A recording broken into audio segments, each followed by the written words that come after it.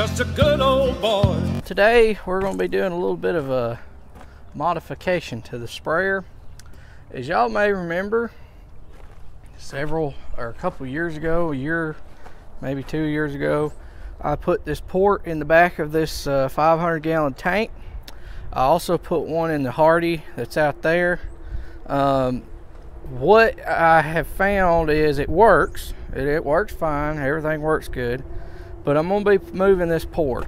When I get this tank halfway full or a little bit fuller than that, it gets 250, 300-gallon water pushing down up against the pump. And it makes it a little bit difficult on the pump. It takes a little bit longer to fill up. So what we're going to do is we're going to pull this valve out and we're going to move it to over here on the side.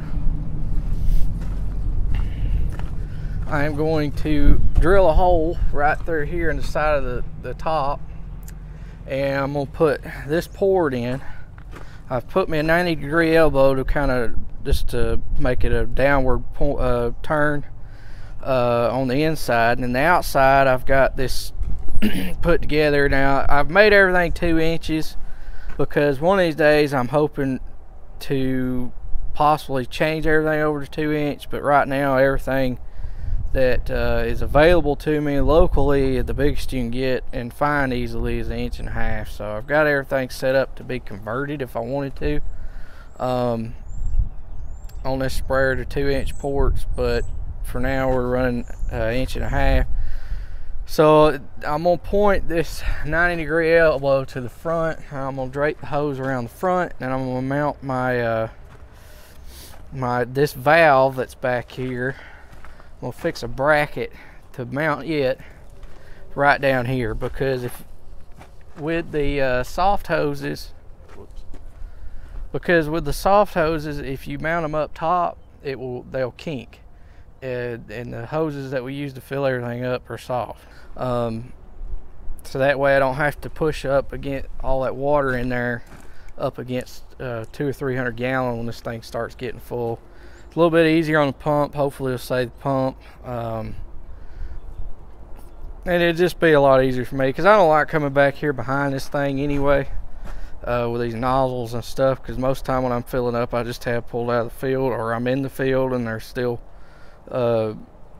chemical and everything on all the nozzles and whatnot, and it's just going to be cleaner and safer and everything. So let's get started. Okay, what I'm about to be doing right here is I'm going to drill this hole inside this tank to put this port in. I don't know if y'all caught it or not, but I stuck a bucket down inside the tank. The reason for that, in case you're wondering, was so that way anything that falls down from the inside as that hole saw drills and cuts, it will catch it in the bucket instead of dropping down in the tank and become a headache for me later, plugging up my filters and everything. That was why I did that, in case you were wondering what the purpose of the bucket was. I'm going to put a 90-degree angle pointing forward on this, and rather than just coming straight down off the tank, because when it got down to the valve where I wanted to position the valve, it was going to put the hose in an awkward sharp angle, and I didn't quite want to do that. So what I decided to do is just drape it over the front of the tank a little bit and around and down. That way the hose doesn't have an awkward bend or anything in it. So that was the purpose of the 90-degree here pointing forward. Another thing while we'll watch me do this that I wanted to give y'all a little update on today was the round baler. I got the pickup mount all put back on, everything reassembled, all the adjustments made on the baler, put some chains on the baler that I'd gotten. The only thing I did not do that I have not completed yet on that is I did not replace the chain in the tailgate yet. I'm going to need my baler and my monitor, or not my baler, my tractor and my monitor to loosen the belts up, so that way I can open the hatch, loosen the belts off, and spin that chain freely. Because what that chain does is it drives a rubber roller. It's up in the top of the baler, and I think in the bottom too. That helps turn the belts. So you got to loosen the belts up and open the tailgate, so that way I can pull it around and get it out. So that's what's been going on with it. I'm about to pull it out, and I'm going to wait and do that part when I get done spraying, so that way I ain't got to worry about undoing the sprayer and hooking all that mess back up. There's no hurry really for that, so I'm going to wait and do it once I get done spraying to get everything ready to go. And then we're going to try to get the square baler in maybe today. I may try to do that today. And I'm going to get started on it. There's some things that we've got to go through on that. Some stuff with the pickup mount that I've got to do, and then go through obviously all the knotter adjustments and everything else there is to do with that. Kind of wanted to elaborate a little bit on the alfalfa deal. I had some folks contact me that's local, friends, people on here, different stuff, people I know. I think it was kind of took that I meant that you can't grow alfalfa here. That was not what I meant. I meant that it's not easily grown here. Our heat and our humidity make it more difficult here than, say, other places in the United States to grow alfalfa. There's stuff you can do, preservative, different things to help you out in the process. You can grow it here. But I still stand by the fact that to me it's not profitable to grow alfalfa to feed beef cows here. For horse quality and selling it for horse hay production and making money off of it that way, yes, you could still grow alfalfa and make money. I saw also to yesterday or today yesterday, I noticed that Tyson's is going forward their cattle DNA testing. My question is, what does that matter? You're trusting the people who are labeling meat that's not from here American beef for a benefit off of sales as a promotional thing.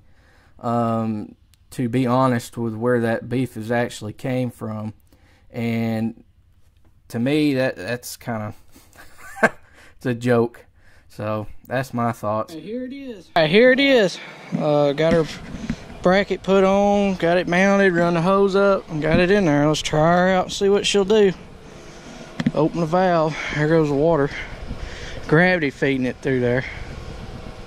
Let's fire the pump up.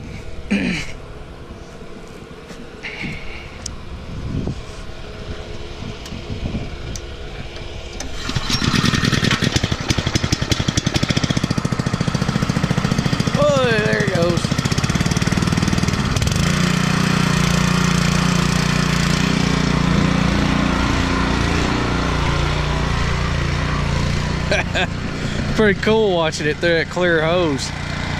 That way you can tell if it's running or not. Good. Filling her up. That's what I wanted. Don't see any leaks either. That's good. Maybe that'll help the pump out. The pump don't seem to have really any load at all on it now. Before you could hear it go on. As the fuller it got, it seemed like the harder it'd get on it. This way, it don't matter how, I'll have to fill it all the way up and it won't even matter. The other one, if you's wondering about it, and remember us taking the Hardy and putting one right here in it, the plug was there on that tank. It has a fiberglass tank where this one's plastic. With it, there's only 150 gallon over the top of the fill port. It's 300 gallon sprayer. The fill port's right in the center of the tank, so it's only 150 gallon. It wasn't really that big of a deal, but with this one, it's 525 gallon. Yeah, 525. So it was quite a load for it once it got past halfway on this one, because it'd be 250 gallon pushing down on it, and then from there up it was more. So I think it's gonna work out good. I hope it does. And if you're wondering why is there such a long hose, it's because that way we can gravity feed. If we have to, if the pump goes out, I can park the trailer up on a terrace and then run the hose over into the tank and fill up that way. That was the way we used to do it before we got pumps. We would just find a terrace like one of these out here. We'd pull the truck up on it and then park the sprayer down lower off the hill, and we'd fill up that way. It took quite a while to do it, but you could do it. The pump has made a huge difference. If you ain't got a transfer pump and you're wanting to haul water, get one. They're worth every dollar. Alright, I'll call it a success. Thanks for watching. Please comment, rate, subscribe. We'll see y'all next time.